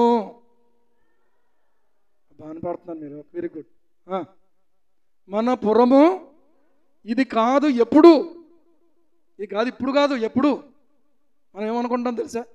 ఇదే అనుకుంటాం. మనం ఇదే అనుకుంటాం కదా, ఇదే అనుకుంటాం అనుకో మనం. ఏమండి బాగున్నంతసేపు ఇదే అంటాం. ఎవరైనా పోయిన తర్వాత మాత్రం పుస్తకం తీయండి, పాట పాడండి. ఏంటా పాట? ఏమండి ఎట్లు వచ్చితిమో ఈ లోకమునకు అట్లే వెళ్ళవలయున్. ఎలా వచ్చామో అలాగే వెళ్ళాలి. బోల్డ్ అని సంపాదించాడండి, ఏం పట్టుకెళ్ళాడండి అంటారు అందరూ. బీరువా నిండా బట్టలేండి, సూట్లు బూట్లును ఎత్తరా? ఒక్కొక్కసారి ఎత్తారు, పెద్దోళ్ళు అయితే ఎత్తారు. వేస్తే మాత్రం అవి ఉంటాయా? ఇంతకే ఆ బట్టలు వేసినంత మాత్రాన ఉంటాయా చెప్పండి? ఉంటాయా? మంచి బాక్స్లో పెట్టారండి, సూపర్గా దండలు వేసారండి, దండలు ఉంటాయా? ఉంటాయా? అందంగా ఉన్నాడండి, అందం ఉంటుందా? ఏమండి ఎకరాల కొద్దీ సంపాదించాడండి, ఏవైనా ఒక్క సెంటు పట్టుకెళ్తాడు కూడాను? పట్టుకెళ్ళడానికి ఉంటుందా? ఉండదు. ఎంత నేల? చివరికి ఎంత నేల కావాలండి? 6 అడుగులు మనిషి అయితే 6 అడుగులు, ఒకవేళ 6 అడుగులు కూడా ఉండదు. ఒక్కొక్కసారి 5.5 అయితే 5.5 అంతే. ఆ కొంచెమే, అదైనా ఎవరో దయాదాక్షిణ్యాల మీద అక్కడ పాతి పెడతా వచ్చేస్తాం, అంతే అయిపోయింది. ఏంటండి ప్రతిఫలము అని అంటే పరలోకములో ప్రభుతో ఉండే భాగ్యం. హల్లెలూయా. ఈరోజున ఆలోచన చెయ్యండి. వాళ్ళు ధన్యులు, కానీ వాళ్ళు ప్రియులారా ప్రభువుకి ఇష్టులు. దేవునికి మహిమ కలుగునుగా. భూమి మీద భక్తులే శ్రేష్ఠులు, వారు కేవలము నాకు ఇష్టులు అని అంటాడు. ఎవరిష్టులు? భక్తులు ఇష్టులు. మనకేంటి? చిరంజీవి సినిమా అంటే కొట్టేసుకున్నట్టు వాళ్ళు. మనకేంటో తెలుసా? యోబు గారి గురించి చెప్పండి, ఎంత చెవులు కోసుకుని వింటాం. అబ్బబ్బా ఏమి సహనం అండి అంటాం. దేవునికి స్తోత్రం. ఆడికేమో సినిమా పిచ్చి, మనకేమో భక్తులు పిచ్చి. దేవునికి స్తోత్రం. బతికున్న వాళ్ళు కాదు, చచ్చిపోయిన భక్తులు పిచ్చి. అర్థమైందా? ఈరోజు భక్తులుగా కనబడిన వాళ్ళు కొంతమంది రేపు భక్తిహీనులు అయిపోతున్నారు. కాబట్టి ఇప్పుడున్న వాళ్ళను మనం టార్గెట్ పెట్టుకోకూడదు, వాక్యములో ఉన్న భక్తులను మనం టార్గెట్ పెట్టుకోవాలి. హల్లెలూయా. ఈరోజున ఆలోచన చేసుకుందాం ప్రియులారా. గమనించండి దేవుని వాక్యాన్ని బట్టి. ఎవరైతే ప్రియులారా ఇలాంటి యొక్క ఆలోచన కలిగి ఉంటారో వాళ్ళు ఏమాత్రం కృంగిపోరండి, వాళ్ళు ఏమాత్రం వంగిపోరండి, వాళ్ళు ఏమాత్రం కూడా లొంగిపోరండి. ఇక్కడ గమనించండి, సాయంకాలమున ఏడుపు వచ్చి రాత్రి ఉండినను. ఆగండి. సాయంకాలం లేకుండా ఉదయం ఉంటుందా చెప్పండి? బాధ అనేది, ఏడుపు అనేది లేకుండా సంతోషం ఉంటుందా? ఉంటుందా? మరి సంతోషం కావాలంటే ఖచ్చితంగా ముందే ఉండాలి, ఈ ఏడుపు ఉండాలి. బిడ్డను ఎత్తుకోవాలంటే ముందే ఉండాలి చెప్పండి. పాస్టర్ గారు ఒక్కడికి ఉన్నట్టుంది. ఏముండాలి కదా? ప్రసవ వేదన లేకుండా బిడ్డను ఏమంటే ఎత్తుకోవడం అనేది సాధ్యం కాదు. కనుక ఈ రోజున ఆలోచన చేస్తే మన జీవితంలో, మన బ్రతుకుల్లో కూడా ప్రియులారా కొన్ని బాధలు, కొన్ని శోధనలు, కొన్ని ఇరుకులు, కొన్ని ఇబ్బందులు. కానీ కొంతమంది తేలిపోతున్నారు, కొంతమంది తేలిన గింజలలాగా ఉండకూడదు. ఏమండి ఒక్కొక్కసారి తేలిన గింజల్ని నీటిలో వేసినప్పుడు తేలిపోయినటువంటివి ఎలాంటివి తెలుసా? నీటిలో వేసాం మనం కొన్ని గింజలు తీసుకొచ్చి, అవి తేలిపోయినాయి. అవి ఎలాంటివి? నొక్కులు, పనిచేయనటువంటివి. వాటిని ఏం చేయాలి? తీసేయాలి. తేలిపోయే గింజల్లాగా ఉండకూడదు, మునిగిపోయే గింజల్లాగా ఉండాలి. ఆ గింజలు బరువైన గింజలు. దేవునికి స్తోత్రం. భక్తి కలిగిన విశ్వాసులుగా ఉండాలి, ప్రార్థన కలిగిన విశ్వాసులుగా ఉండాలి. శోధనైనా, ఇరుకైనా, ఇబ్బంది అయినా ప్రభువు కోసం నిలబడే వాళ్ళుగా ఉండాలి. నిలబడడం అంటే శోధనలో నిలబడి చూపించాలి మనం. అంతేగాని శోధన లేనప్పుడు అందరూ పడతారు. ఏమండి నిరీక్షణతో నిలబడుము, సాతానుతో కలబడుము. నిరీక్షణతో నిలబడితేనే సాతానుతో కలబడగలుగుతాం. ఈరోజు ఆలోచన చేసుకోండి. ప్రభువు వాక్యాన్ని బట్టి ప్రియులారా మనం హెచ్చరించబడుతున్నాం. ఆయన కోపము కూడా ఉన్నది, కోపాన్ని కూడా మనం భరించాం. ఉగ్రత వేరు, కోపం వేరు. ఉగ్రత అనేది ఎప్పటికీ చల్లారదు, అది ఉగ్రత. అది ఎక్కడ ఉండేది అని అంటే భక్తిహీనులైనటువంటి వారు పాతాళములో పడేది ఉగ్రత. దేవుని ఉగ్రతను అనుభవిస్తారు. మనం ఈ భూమి మీద కూడా అనుభవిస్తారు, పాతాళములో కూడా అనుభవిస్తారు. ఆ బాధ నీకు ఉండకూడదు అని అంటే యేసుక్రీస్తు ప్రభువును నువ్వు ఆశ్రయించి ఆయన్ను ఆరాధించటమే నువ్వు చేయవలసిన ప్రాముఖ్యమైన పని. ఈరోజు ఆలోచన చెయ్యండి ప్రియులారా. సాయంకాలమున ఏడుపు వచ్చి రాత్రి ఉండిన ఉదయమున సంతోషము కలుగుతుంది అనే దగ్గర నువ్వు ఆలోచన చేస్తే బంగారం కొలిమిలోకి వెళ్తే కానీ ఆభరణంగా తయారవుతా ఏమండి? ఎలాంటి బంగారం? రోల్డ్ గోల్డ్ కొలిమిలోకి వెళ్ళింది అనుకోండి, బయటికి ఏమొస్తుంది? రోల్డ్ గోల్డ్ అగ్నిలో వేస్తే బయటికి ఏమొస్తుంది? బూడిదొస్తుంది, అంతేనా? నల్లగా మాడిపోయినటువంటి ఏదో చిన్న ఒక ఉండ వస్తుంది బయటికి. అదే గనక బంగారం అయితే మెలమెల మెరిసే ఒక బంగారపు ముద్ద బయటకు వస్తుంది. హల్లెలూయా, హల్లెలూయా. నీవు కష్టమైన, నష్టమైన, ఇరుకైన, ఇబ్బంది అయినా దేవుని కొరకు నిలబడే వ్యక్తివైతే నీవు ఒక బంగారములాగా ఎప్పటికీ మెరుస్తూనే ఉంటావు. నీలో నుండి దేవుని కాంతి ప్రియులారా ప్రసరిస్తూనే ఉంటుంది. లెమ్ము తేజరిల్లుము నీకు వెలుగు వచ్చి ఉన్నది, లెమ్ము తేజరిల్లుము నీకు వెలుగు వచ్చి ఉన్నది. యెహోవా మహిమా నీపై, యెహోవా మహిమా నీపై ప్రకాశము తాను దయించే, ప్రకాశము తాను దయించే. తేజరిల్లుము నీకు వెలుగు వచ్చి ఉన్నది. హల్లెలూయా. ఏమొచ్చింది? వెలుగు వచ్చింది. ఎలా వచ్చింది? దేవుని యొక్క మహిమ నీ మీద ప్రకాశిస్తూ ఉంది. ఎవరి మీద ప్రకాశించింది? మోషే ముఖ చర్మం ప్రకాశించింది. యేసుక్రీస్తు ప్రభు వారు ఒలీవ కొండకు ప్రార్థన చేయుటకు తన యాకోబు, పేతురు, యోహాను అనే ముగ్గురు శిష్యులు వెంట పెట్టుకుని వెళ్ళినప్పుడు ఆయన ముఖరూపము సూర్యుని వలె ప్రకాశించిందట. ప్రార్థనతో ప్రకాశం. ప్రియులారా, ఈరోజు ఆలోచన చేయండి. ప్రార్థించుట ద్వారా ప్రకాశం అనేది కలుగుతుంది. ఏమండి? మరి ఏదో రాసుకోవడం ద్వారానో పూసుకోవడం ద్వారానో అయితే ఇందాక పౌడర్ రాశాను, ఇప్పుడు పైకి వచ్చేటప్పటికే పోయింది. అర్థమైందా? కానీ ఈ మహిమ ప్రకాశం అలా కాదు. అర్థమవుతుందా? ఆ ప్రకాశమే నా మీద ఉండాలని, మీ మీద ఉండాలని కోరుకుని దేవునికి స్తోత్రం చెప్పుదాం. హల్లెలూయా. ఏముండాలి? ఆ ప్రకాశతే నా మీద ఉండాలి. ఏమండి? దేవుని వాక్యంలో ఒక మాట అంటాడు, దేవుని ప్రజలు క్రమముగా ఉన్నప్పుడు ప్రియులారా దేవుని ప్రజల మీద ఏముంటుందంటే దేవుని ప్రకాశత ఉంటుంది. అందుకనే దేవుని వాక్యంలో 85వ కీర్తనలో మనం చూసినప్పుడు 85వ కీర్తన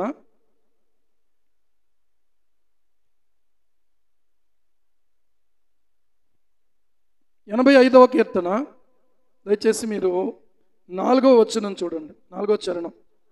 మా రక్షణకర్తవగు దేవా, ఎక్కడికి? మా వైపునకు తిరుగుము, మా మీదనున్న నీ కోపము చాలించుము. ఎల్లకాలము మా మీద కోపగించదవా? తరతరములు నీ కోపము సాగించదవా? నీ ప్రజలు నీ యందు సంతోషించున్నట్లు నీవు మరలా మమ్మను బ్రతికింపవా? యెహోవా, నీ కృప మాకు కనుపరచుము, నీ రక్షణ మాకు దయచేయుము. హల్లెలూయా. నీ రక్షణ మాకు దయచేయుము, నీ కృప మాకు కనపరచుము. దేవుడు తన ముఖాన్ని దావీదుకు అర్థమైన విషయం ఏంటంటే దేవుడు తన ముఖాన్ని చాటు చేసుకున్నాడు. ఎప్పుడూ కూడా దావీదు లేచి లేవగానే దేవుని ముఖ దర్శనంతో మేల్కొనేవాడు. కానీ కొద్ది రోజులు ఏమైంది అనంటే దావీదు యొక్క అవిధేయతను బట్టి దేవుడు తన ముఖాన్ని చాటు చేసేసుకున్నాడు. ఇలాంటి సందర్భం కూడా జరుగుతుందా అని అంటే, ఒకసారి ప్రియులారా ఒక సహోదరి ఒక మాట చెప్పారు. ఏమనంటే, నేను ఒక ప్రార్థనా సమయాన్ని పెట్టుకున్నాను. ఆ ప్రార్థనా సమయంలో దేవుని సన్నిధిలోకి వెళ్ళినప్పుడు ఆయన ముఖము ఆనందంగా నాకు కనబడుతూ ఉండేది గదిలోకి వెళ్ళగానే. కానీ ఒక రోజున ఎవరో రావటంతోనో ఎవరితోనో మాట్లాడడంలోనో వీళ్ళు వచ్చారు కదా, మరి వీళ్ళతో మాట్లాడి కాసేపు ఉన్నాకనైనా వెళ్ళి ప్రార్థన చేసుకుందాం అనుకున్నాను అని అనుకుని ఆవిడ లేటుగా వచ్చిందట. దేవుని సన్నిధిలోనికి ప్రార్థనా గదిలోనికి లేటుగా వెళ్ళిందట. లేటుగా వెళ్ళేటప్పటికీ దేవుని ముఖము బాధగా ఉందట. దేవుని ముఖం ఎలా ఉంది? బాధగా ఉంది.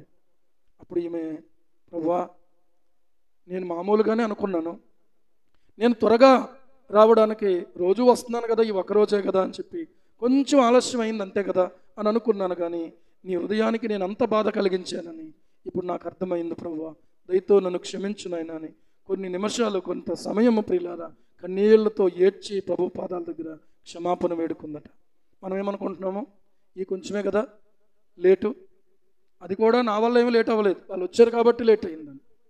అంటే దేవుడు ప్రియులారా మన యొక్క సహవాసాన్ని ఆయన ఎంతగా కోరుకుంటున్నాడో ఒకసారి ఆలోచన చేయాలి. ఎంతగా ఆయన ఆశపడుతున్నాడు. ఆయన కృప మన మీద ఉన్నది కాబట్టి తప్ప, లేదా మనం ఏ పాటి వాళ్ళమండి? దేవదూతలు సైతము ఆయన ముఖము చూడలేక 2 రెక్కలతో ఆయన వారి ముఖాన్ని కప్పుకున్నారు. 2 రెక్కలతో ఎగురుతున్నారు, 2 రెక్కలతో కాళ్ళు కప్పుకున్నారు. అలాంటి దేవదూతలు చూడలేనటువంటి, శరాపులు చూడలేనటువంటి ఆ ముఖాన్ని దేవుడు ఎవరికి కనపరుస్తున్నాడో తెలుసా? మట్టి మనుష్యుడైనటువంటి మోషేకు కనపరిచాడు. ఈ రోజున కొత్త నిబంధన సంఘానికి దేవుడు కనపరుస్తూ ఉన్నాడు. హల్లెలూయా. యేసు ప్రభు రక్తములో కనబడిన నీకు నాకు దొరికిన గొప్ప భాగ్యం ఏంటంటే దేవుని ముఖాన్ని చూస్తూ ఆయనతో సంభాషించగలగడానికి, ఆయనను స్తుతించగలగడానికి, ఆయనను ఆరాధించగలగడానికి, ఆయన మహిమపరచగలగడానికి ప్రియులారా. అని ఈ భాగ్యాన్ని నీవు నేను ఒకవేళ తేలికగా చూస్తున్నటువంటి వాళ్ళుగా ఉంటే ప్రభువా దయచేసి క్షమించు నాయనా. చేద్దాములే అనుకుంటున్నాడు, లేద్దాములే అనుకుంటున్నాడు. దావీదుకు కలత కలిగింది. ఎందుకో తెలుసా? నిన్న మొన్న దావీదుకు దేవుని ముఖరూపంతోనే మెలకు వచ్చేది. నేను ఎక్కడో దేవుణ్ణి గాయపరిచాను, ఎక్కడో అన్యాయంగా నడుచుకున్నాను, ఎక్కడో దేవుని హృదయానికి గాయం చేసే పని చేశాను అని చెప్పి దావీదు 8వ వచనంలో అంటున్నాడు, యెహోవా దయ కలిగి నీవే నా పర్వతమును స్థిరపరిచితివి, నీ ముఖమును నీవు దాచుకునినప్పుడు నేను కలత చెంది తిని, యెహోవా నీకే మొర్రపెట్టి తిని నా ప్రభువును. అబ్బబ్బా ఏం మాటది? నా ప్రభువును. ఎవరి ప్రభు అయినా చెప్పండి, చెప్పగలమా మనం ఈ మాట? నా ప్రభువును ఏం చేశాను? నేను బతిమాలుకొంటిని. ఒకసారి కుమారుడు వలే కాదయ్యా, ఒక దాసుని వలె అయిపోయాడు. ఏమన్నాడు తెలుసా? నా ప్రభువును నేను బతిమాలుకొంటిని. ఆలోచన చేస్తే ప్రియులారా ఈ మాట దావీదు దేవునికి ఎంతగా తగ్గించుకుని మాట్లాడుతూ ఉన్నాడు. నేను గోతులోనికి దిగిన ఎడల నా ప్రాణము వలన ఏమి లాభము? మన్ను నేను స్తుతించునా, నీ సత్యమును గూర్చి అది వివరించునా అని అంటున్నాడు. ఈ సత్యాన్ని గురించి మన్ను వివరిస్తుందయ్యా, నేను వివరిస్తానయ్యా, నన్ను దయచేసి మరొక్కసారి మరలా నువ్వు కనికరించి నీ ముఖాన్ని నాకు మళ్ళీ కనపరచువా అని బతిమాలుకుంటూ దేవుని అడుగుతూ ఉన్నాడు. దేవా నీ ముఖము నాకు కనపరచువా, నీ ముఖాన్ని నాకు కనపరచువా. చాలామంది ముఖాలు చూస్తాడు దావీదు, అని ఎవరి ముఖము నాకు సంతృప్తినివ్వదు. నీ ముఖాన్ని చూశానా అమ్మయ్య, ఈరోజు నా దేవుని ముఖాన్ని చూశాను, నా ప్రభువు ముఖాన్ని చూశానని ఎంత సంతృప్తిగా ఉండేదయ్యా. భోజనము విషయంలో ఎంతో మంచి భోజనం ఉంది, కానీ సంతృప్తి లేదు. నేను చెప్తే ఆర్డర్ వేస్తే పనిచేసే వాళ్ళు ఎంతోమంది ఉన్నారు, అయినా నాకు సంతృప్తి లేదు. నా పిల్లలు చాలామంది ఉన్నారు, అయినా నాకు సంతృప్తి లేదు. ఎక్కడ నాకు సంతృప్తి అంటే నా దేవుని ముఖాన్ని చూడటంలోనే నాకు సంతృప్తి. ఇలాంటి ఆత్మీయ స్థితి మనకుందా? ఇలాంటి ఆత్మీయ స్థితిని మనం కోరుకోగలుగుతున్నామా? ఏమండి ఈరోజు నా ప్రియులారా ఏమి మన జీవితంలో కొరత అనేది ఆలోచన చేస్తే దేవుని ముఖం కనబడినా కనబడకపోయినా పర్లేదు ఏమండి అనేటువంటి ఒక ఆలోచన విధానంలో కనుక ఒకవేళ మనం ఉండిపోతే ప్రభువా నన్ను క్షమించమని అడిగేవారుగా ఉందాం. నీ ముఖము కావాలి ప్రభువా, నీ ముఖము నాకు కనపరచువా తండ్రి, నా దోషములు క్షమించువా, నీవు లేఖనము ద్వారా నీవు మాట్లాడేటువంటి నీ స్వరాన్ని నేను వినగలగాలి ప్రభువా అనే భారము మనకుంటే ఈ రోజున మళ్ళీ తిరిగి తెప్పరిల్ల చేయబడ్డానికి ఇదే సూత్రము, ఇదే మార్గం. హల్లెలూయా. ఈరోజున ఆలోచన చెయ్యండి ప్రియులారా, ఎక్కడ నీవు ఎవరికి ప్రాధాన్యతనిచ్చి దేవుని ప్రాధాన్యతను తగ్గించావు, ధనానికి ప్రాధాన్యతనిచ్చి వాక్యానికి ప్రాధాన్యతను తగ్గించావు, దేవుని బలానికి ప్రాధాన్యతనివ్వకుండా నీ యొక్క బలానికి ప్రాధాన్యతనిచ్చావు, ఒకసారి ఆలోచన చేసుకో. దేవుడు నేను అనుకుంటాను ఏంటంటే నీ బలాన్ని నువ్వు చూసుకుంటున్నావు కదా, చూసుకో అని చెప్పి ఒకసారి వెనక్కి తిరిగిపోయాడేమో ఒకవేళ దేవుడు, ఒకసారి వెనక్కి తిరిగిపోయాడేమో ఒకవేళ దేవుడు. ప్రభువా క్షమించవా, ప్రభువా కనికరించవా, ప్రభువా జ్ఞాపకం చేసుకోవా అని మళ్ళీ దేవుని బతిమాలుకుంటున్నాడు. ప్రియులారా యెహోవా ఆలకింపుము, నన్ను కరుణింపుము, యెహోవా నాకు సహాయుడవై ఉండుము. ఏంటి? నాకు సహాయుడవై ఉండుము. అయ్యా నీ సహాయమే నాకు కావాలయ్యా, నీవే నన్ను కరుణించాలయ్యా అని బతిమాలుకుంటున్నటువంటి దావీదు ఈరోజు మన ముందు కనబడుతూ ఉన్నాడు.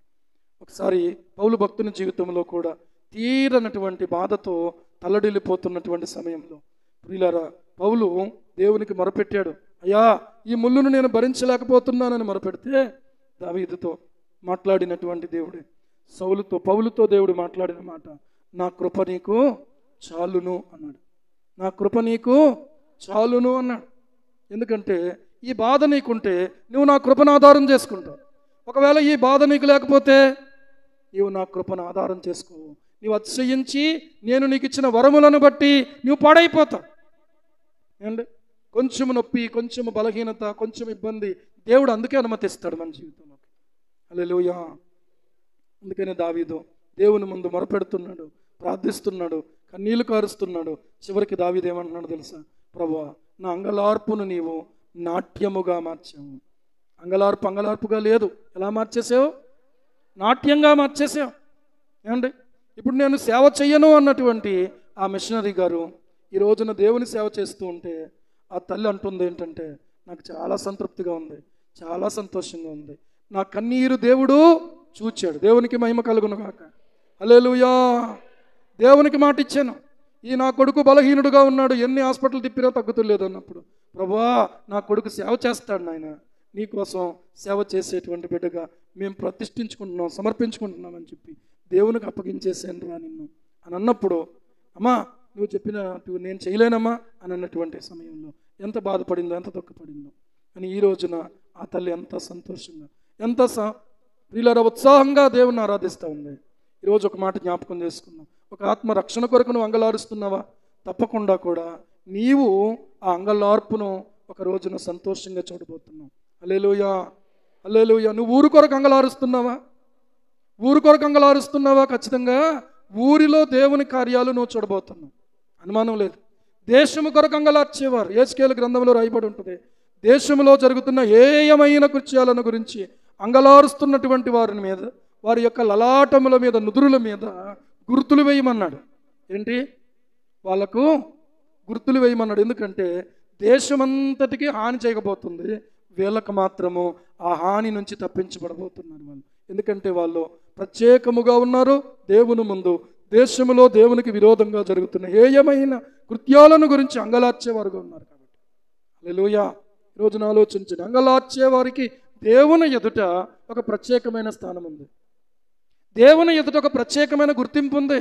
ఇది ఒకవేళ నీవు అనుకోవచ్చు, నా అంగలార్పు ఏమైపోతుంది, నా కన్నీళ్ళు ఏమైపోతున్నాయి, నా ఉపవాసం ఏమైపోతుంది, నా యొక్క వేదన ఏమైపోతుంది, ఒకప్పుడు ఉపవాసం ఉన్నాను ఇప్పుడు ఉండలేకపోతున్నాను, అందుకే దేవుడు ఒకవేళ నా ప్రార్థన వింటలేదేమో అని ఎవ్వరూ అనుకోవాల్సిన అవసరం లేదు. నీ ఉపవాసాన్ని బట్టి దేవుడు వినడు, నీ హృదయం లోపల నుంచి దేవుని యొక్క సన్నిధిలో నీవు చేస్తున్న అంగలార్పునే దేవుడు చూస్తూ ఉన్నాడు. హల్లెలూయా.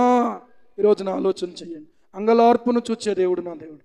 అంగలార్చడానికి పిలువనంపండి అని చెప్పిన దేవుడు నా దేవుడు. దానియేలు గోనె పట్ట కట్టుకుని అంగలార్చాడు. ఈ రోజున దానియేలు అనే పేరు ఉంటుంది, కానీ ప్రార్థనా జీవితం లేనటువంటి వాళ్ళుగా ఉంటున్నారు. దానియేలు అనే పేరు, యోసేపు అనే పేరు, మంచి మంచి పేర్లు, జాన్ అనే పేరు, పీటర్ అనే పేరు, మత్తయి అనే పేరు, జేమ్స్ అనే పేరు, పేర్లు చాలా బాగుంటున్నాయి. ఏమండి, పేరు మార్చకపోతే ఏమండి నాకు పేరు మార్చండి అని అడుగుతున్నటువంటి వాళ్ళు. ఓకే, పేరు మార్చిన తర్వాత నీ ప్రార్థనా జీవితం ఏమైనా పెరిగిందా? ప్రార్థనా జీవితం లేకపోతే నీ పేరు వల్ల నీకు కలిసి వచ్చేది ఏంటండి? పేరు మార్చుకోలేదు అమ్మయ్య, అందుకే మార్చుకోలేదు అనుకుంటున్నారేమో మీరు. పేరు మార్చుకోకపోయినా మీ బ్రతుకైతే ఖచ్చితంగా మార్చుకోవాలి మీరు. హల్లెలూయా.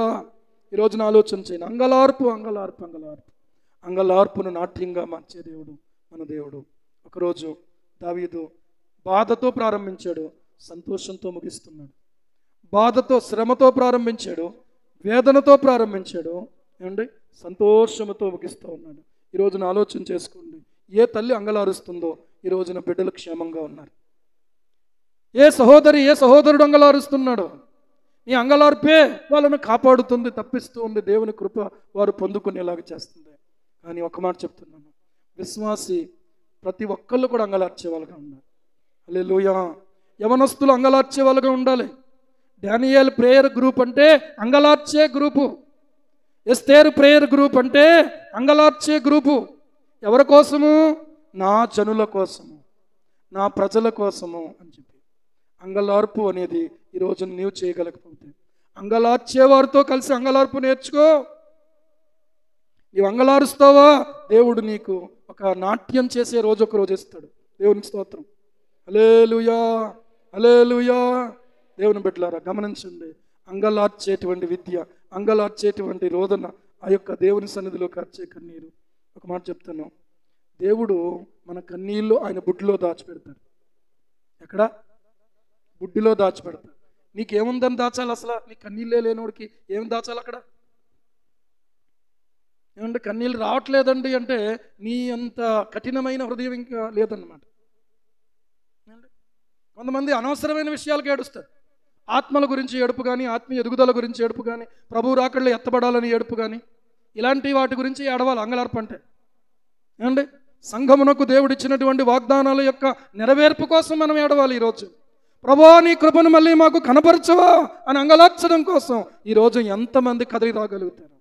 వాళ్ళే దేవునికి ఇష్టమైనటువంటి వాళ్ళు. హల్లెలూయా. అందరికీ గుర్తులేయమని చెప్పలే, వాళ్ళ నుదుటి మీదే గుర్తులేయమన్నాడు హెజ్కేలు గ్రంథం 9వ అధ్యాయంలో. ఎందుకో తెలుసా? వాళ్ళు అంగలార్చేవాళ్ళు. వాళ్ళు అంగలార్చేవాళ్ళు. ఏమండి దేవుని బిడ్డలారా, బిడ్డకు బాగోకపోతే, భర్తకు బాగోకపోతే అంగలార్చొద్దు నేను అంటలేదు, అంగలార్చండి. కానీ దేవుని మనస్సును ఎరిగి అంగలార్చండి, దేవుని హృదయాన్ని ఎరిగి అంగలార్చండి.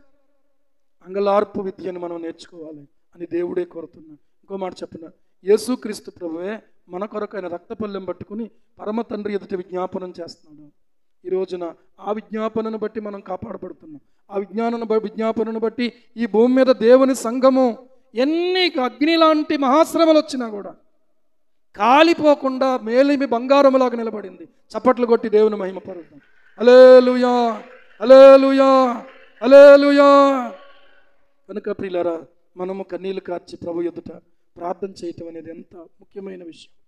ప్రభువు రాకడకు ఎత్తబడ్డానికి రాకడ సమయంలో కడబోర శబ్దములో అనే పాట చివరి చరణం ఏంటో అనుకున్నారు? అన్నిటి కన్నా మిన్నగా కన్నీటి ప్రార్థన నీకుందా, అన్నిటి కన్నా మిన్నగా కన్నీటి ప్రార్థన నీకుందా, యేసుని ఆశించే దీన మనసుందా, యేసుని ఆశించే దీన మనసుందా, రావయ్యా యేసయ్య వేగరావయ్యా, రావయ్యా యేసునాథ వేగమే రావయ్యా, రావయ్యా యేసయ్య వేగరావయ్యా, వేగమే రావయ్యా. అన్నిటి కన్నా మిన్నగను కన్నీటి ప్రార్థన నీకుందా, ఎల్లా వేళలలో స్తుతి యాగం నీకుందా, ఎల్లా వేళలలో స్తుతి యాగం నీకుందా, రావయ్యా యేసయ్య వేగరావయ్యా, రావయ్యా యేసునాథ వేగమే రావయ్యా, రావయ్యా యేసయ్య వేగమే రావయ్యా.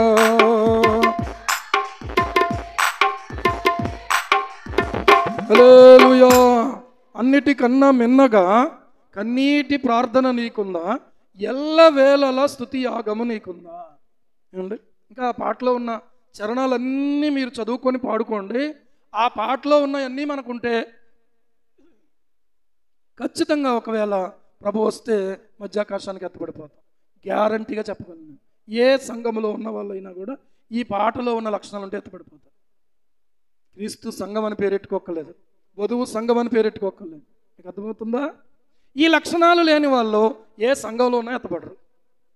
ఏమండి ఈ లక్షణాలు కావాలా వద్దా? అప్పుడు మనకి మరి ఎప్పుడు సంపాదించుకుందాం? ప్రభు చిత్తమైతే ఈ నెల రోజుల్లో సంపాదించుకోవాలి. ఈ నెల రోజుల్లో మనము ఈ విషయం మీద మనస్సు పెట్టాలి. ప్రభు రాకడ సమీపంగా ఉంది. ఎప్పుడో ఎప్పుడో ఎప్పుడో అనుకోవద్దు.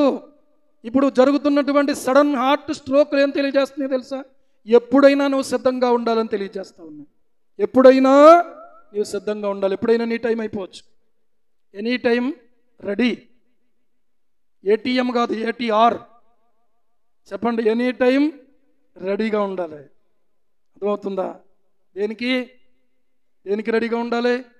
సువార్తకైనా రెడీగా ఉండాలి, ప్రభు ఎదుర్కోవడానికైనా రెడీగా ఉండాలి. సువార్త ఎందుకండి అంటే నశించిపోతున్న ఆత్మను ప్రభు దగ్గర తేవడానికి. మరి మనం ప్రభు దగ్గరికి వెళ్ళిపోవడానికి ఎప్పుడూ రెడీగా ఉండాలి. హల్లెలూయా. లీనమైనటువంటి భక్తి చేయాలి కానీ హీనమైన భక్తి చేయకూడదు. మీకు అర్థమవుతుంది అనుకుంటున్నాను నేను. ఏ భక్తి చేయాలి? లీనమైన భక్తి చేయాలి. పాట పాడుతున్నావా లీనమైపో, ప్రార్థన చేస్తున్నావా లీనమైపో, వాక్యం వినబడుతుందా వాక్యమును వింటున్నావా మందిరంలో వాక్యంలో లీనమైపో. ఏది ఆలోచించుకో. నేను చెప్తున్నాను, మరుసటి క్షణము నీకు దొరుకుతుంది స్వస్థత, విడుదల. హల్లెలూయా. మళ్ళీ నువ్వు కాలు పట్టుకోక్కర్లేదు, చేయి పట్టుకోక్కర్లేదు, మళ్ళీ నా దగ్గరకు వచ్చి ప్రార్థన చేయమని అనక్కర్లేదు. మీరు రావడం తప్పని అంటలేదు నేను. మీరు గనక శ్రద్ధ పెడితే ఇక్కడే మీరు విముక్తి పొందిపోతారు. దేవునికి స్తోత్రం కలుగును గాక. హల్లెలూయా. ఏదైనా దేవునికి అసాధ్యమైనది ఏముందండి? అందుకని లేచి నిలబడదాము. ఒక చిన్న ప్రార్థన మనం చేసుకుందాం.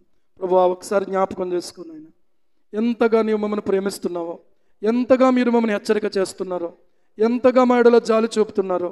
కొన్నిసార్లు మా బలమే చూసుకుంటున్నాం, మా కులాన్నే చూసుకుంటున్నాం, మా ధనాన్నే చూసుకుంటున్నాం. కొన్నిసార్లు మా ఇష్టమే మేము మా ప్రభువా నెరవేర్చుకోవడానికి తెగింపు కలిగిన వారుగా, పంతము కలిగిన వారుగా ఉండిపోతున్నాం. దయతో మీరు క్షమించండి ప్రభువా. మందులున్నాయి, డాక్టర్ల దగ్గరికి వెళ్తున్నాం కానీ స్వస్థత లభించట్లేదు నాయన. ప్రార్థిస్తున్నాము నాయన, ఉపవాసాలు కూడా ఉంటున్నాము కానీ విడుదల దొరకట్లేదు ప్రభువా. మా జీవితంలో నీ కార్యాలు చూడలేకపోతున్నాం కొన్ని సందర్భాల్లో. దయతో క్షమించండి నాయన.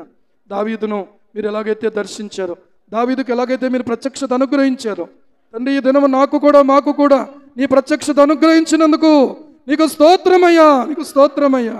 హల్లెలూయా, హల్లెలూయా, హల్లెలూయా. ప్రభువా నీకు వందనాలు, ప్రభువా నీకు వందనాలు. మా కోసం ఎంతగా ప్రేమ చూపించావు, ఎంతగా రక్తం గార్చావు, ఎంతగా మరణించి మా కోసము మా ప్రభువును సునీరు కూడా లేకుండా ధారపోసేసేవు నాయన. ఇప్పుడు ఈ సమయంలో ఇంకను మేము నలుగుతున్న దగ్గర మీ రక్త ప్రోక్షణ చేత విడుదల కలిగించండి, స్వస్థత కలిగించండి, సమాధానము కలిగించండి. అపవాది శోధనలో ఉన్న బిడ్డలకు నీ బలమును బట్టి జయమును అనుగ్రహించండి ప్రభువా. దేవా నీకు వందనాలు, వందనాలయ్యా, వందనాలు. మేము పడుతున్న బాధలు ఏమాత్రమునైనా ఈ దినము కూడా ఆరాధనకు రాలేని పరిస్థితుల్లో ఉన్న బిడ్డలు, కొన్ని ప్రాంతాలలో మందిరాలు మునిగిపోయిన పరిస్థితి, సేవకుడి దగ్గరికి వెళ్ళలేని పరిస్థితి, విశ్వాసులు రాలేని పరిస్థితి, మాకు అలా కాకుండా క్షేమకరంగా ప్రభువా అయ్యా ఈ సమయాలను మాకు ఇచ్చి మనం నడిపించినందుకు స్తోత్రాలు. మీ సన్నిధి విడవకుండా, మీ సన్నిధి విడబాయకుండా, మీ సన్నిధిని ప్రేమించే మనస్సును మీరు మాకు దయచేయండి. యేసు ప్రభు నామములో ప్రార్థిస్తున్నాం మా పరమ తండ్రి. ఆమేన్, ఆమేన్, ఆమేన్. పాట పాడుతుండగా మన కానుకలను దేవునికి సమర్పిద్దాం. ఎవరు దయచేసి తొందరపడకండి.